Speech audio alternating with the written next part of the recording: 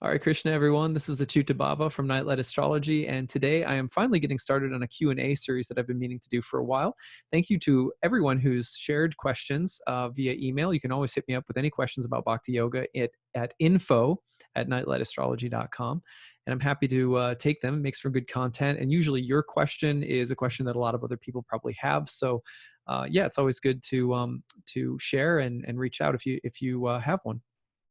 All right, so I've mentioned in a number of videos this idea that God is a person, that God is a being, and that God is in Bhakti Yoga. We think about relating to God personally.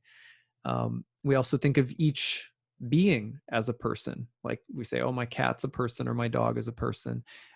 We don't necessarily mean a human person. But we mean an individual being.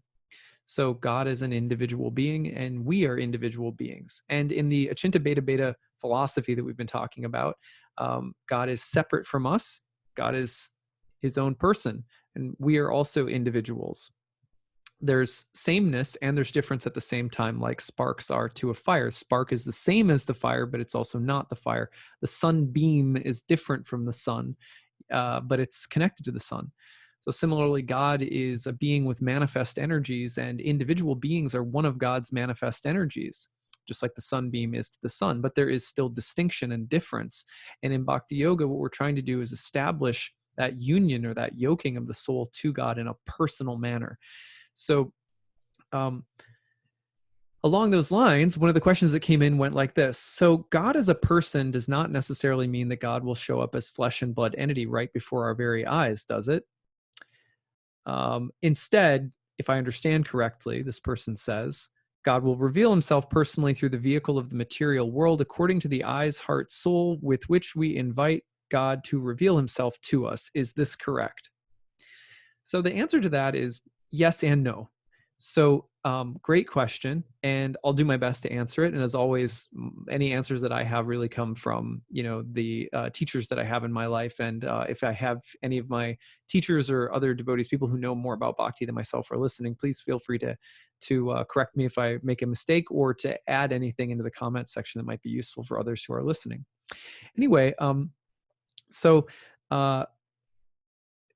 yes, God speaks to us through creation. So the question was sort of, am I right in understanding that God isn't like a literal person walking around like Joe, the neighbor, but that God speaks to us personally through things?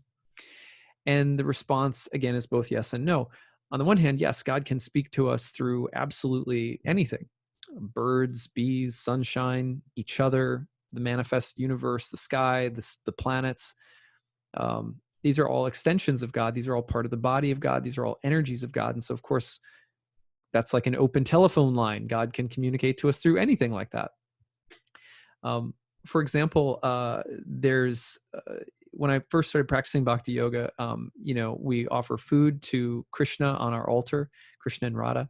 And my daughter was like, oh, how can Krishna eat that? It's just a statue. Like, how can Krishna eat the food?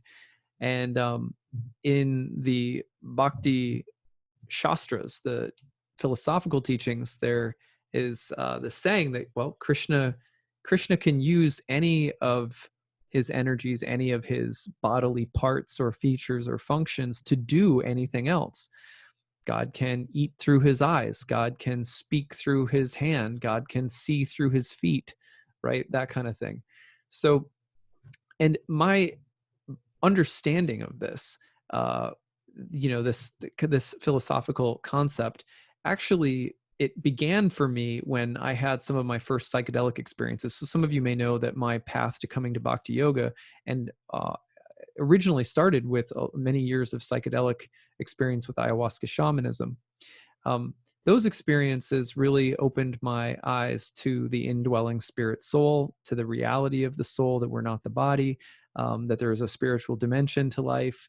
I grew up in the church hearing these things, of course, in Christianity. I was a preacher's kid, as many of you know, but it took me having otherworldly, other states of consciousness and different altered states of consciousness to really understand that for myself. And one of the experiences that I had was what some people sometimes refer to as synesthesia. Synesthesia is where you may hear colors, or you may smell sounds. So you may see, touch, you may, so that the senses blend together. And this is a real thing, and it's not just, oh, you're tripping, and so uh, no, actually, there's several medical studies that have been done recently in the past 10 years, especially treating palliative care patients, people who are in the process of dying with psilocybin mushrooms. One of the experiences that they had in trying to help people accept and move into the process of dying with greater ease is that they have reported that people have experiences of synesthesia, which is to say that it's actually very common for people when they're having a psychedelic experience to to hear colors, which really sounds bizarre, but this is a part of the strange universe that we live in. And we know that so many animals and creatures have different kinds of sensory experiences than ours that seem like superhero type of stuff that they can do with their eyes or their nose or their ears. So the explanation for me that God can, sitting on my altar, that God can inhabit what otherwise looks like inert matter, a statue. My daughter's like, that's a statue, and to explain that God can inhabit anything, and through God's eyes, God can eat, doesn't necessarily need to use the mouth to eat, doesn't even necessarily need a stomach to eat, right? That concept is actually, we can actually have experiences like that in our life. And I'll never forget one of the ayahuasca ceremonies that I was in that was so interesting was I was contemplating communion. And when I grew up, there was this distinction, Protestants, Catholics. Is the wafer and the little cup of grape juice symbolic of the blood and body of Christ, or is it the actual thing? And in the Catholic Church, it's the actual body and bread. Like, don't drop it, And and I'm teasing a little bit, but you get the idea. So there was this big divide. And I remember in an ayahuasca ceremony when I was having an experience of synesthesia. So I was seeing things that I could taste. And the really interesting part about that experience was realizing, like, oh, well, this puts to bed the whole debate about this transubstantiation of the sacrament, right? In a sense, if God comes into the bread but is not the bread at the same time, God comes into the wine but is not the wine at the same time. So in similar way, God can speak through absolutely any of God's extensions or emanations or emanated energies or energy fields, or however you want to think about it, because God is because all of those energies have their ontological nature in the source. So God can speak and move through it. But at the same time, God always remains autonomous from it. So the statue is not exactly identical to the indwelling spirit, if that makes sense. So trying to explain that to my daughter, the simplest thing I could think of to tell a 4-year-old was Krishna can eat through his eyes. Oh, I see. That starts to get us thinking about the difference between spirit and matter, but how they also can be co-present with one another in a similar vicinity. So in similar way, God speaks to us through anything and everything. God is in the heart, indwelling is what's called the Paramatma, and is in that sense seated in our heart and is with us at the core of our heart, and is in the same way at the core of every atom, right? And yet the atom is, like the statue, not the same as God. So this is the acyuta-bhava philosophy again. That's separate. God is separate, but also like the spark to the fire. God has a separate source sense of being God's own person, but then God is within everything that is apparently other from God. They're all God's creations as well. So at any rate, I know that's a little bit complicated, but the reason I'm explaining all of this is because the part where the assumption that this individual, when they wrote in, made was that what you mean by personal is that God speaks to us personally through stuff. And yes, but God is also an individual separate person and will actually come as his own person, so to speak, in the form of avatars. So throughout the Bhagavat Purana, which is this great, chronicle of the history of God, in the Bhakti Yoga tradition, this sacred text that sort of describes all of the stories and pastimes. And there's a catalog of the incarnations of God, all these different forms that God comes and takes. Now, they're described as spiritual forms. It's a turtle, or it's a boar, or it's Krishna in particular, but it's not necessarily a material version of it.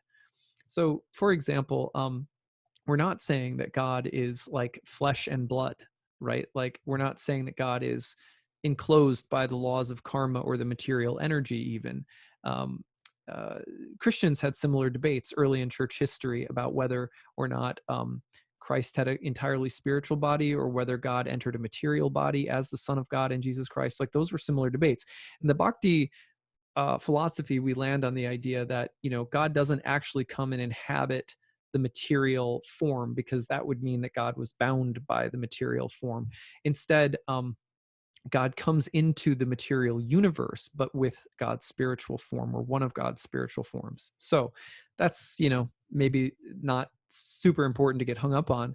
But the point is that indeed there are two ways of understanding the person of God. One is that God speaks personally and connects with us personally through so many different things, through chanting, through kirtan, through sacred sound, through saintly people, because God is in the heart of everything, and God also embodies God's self in sacred sound and in altars and deities and rituals and so many different ways, and in the natural world too. So God comes in that way through different mediums, but there is also a very real sense in which, no, God is actually a person, not just a diffuse energy, not just a white ball of light, but it actually has a form like you or I do. So the important thing to remember in Bhakti overall is that we are personalizing the universe. We're not saying all distinctions like you and me, which you'll sometimes hear in yoga, like I am this, I am that, I am everything, everything is me, and everything is one. In Bhakti, we say that that's part of the truth, but the other part of the truth is that everything is autonomous, and actually enlightenment is not pictured as dissolving of the self. The picture of enlightenment is in Bhakti is that of ascending into higher dimensions and worlds wherein you retain your unique form, just like you and I are walking around the world doing stuff right now. That there are spiritual worlds that where effectively we do stuff, but the stuff we do there is just, transcendentally higher states of happiness, bliss, and let's say that normal dualities that we struggle with in this world are not giving us problems.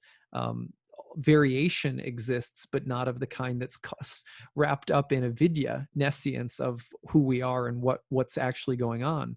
So we're not living with the pain body in the same way, So at any rate, that I know it's kind of trippy when you think about it, but personally, the thing that attracted me to Bhakti was this feeling that the spiritual world was a personal place, like that. Even though I can't wrap my head around it, and I'm not trying to necessarily, that I didn't believe that I just faded into white light in the spiritual world. That wasn't for me. It just wasn't intuitively, did not make sense to me. So Bhakti Yoga is about the transcendental kingdom of God, the transcendental kingdoms, plural, worlds upon worlds of heaven. And then there's all sorts of other worlds too.